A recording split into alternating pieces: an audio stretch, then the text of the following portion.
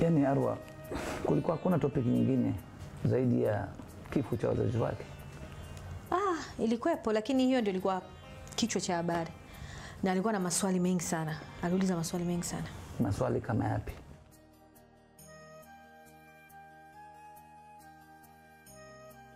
Umemwambia nini Arwa? Ukweli tu. Ukweli gani? Kama vile kuhusu Tausi, kuwa hakuhusika na kifo cha wazazi wake. Unamkumbuka Tausi? Na umwambie huyo Dr. Zaramu mwenzio, kwa uongo wote mliokuwa mmeupika kwa Sanjid kuhusu Tausi na baba yake umeishia kupakuliwa jalalani.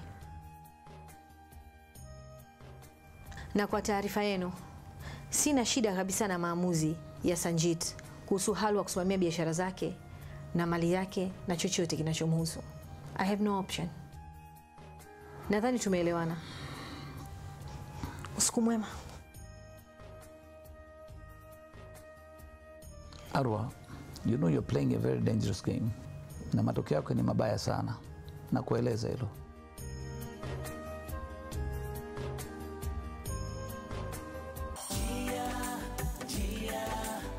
Ukiniacha nitakonda.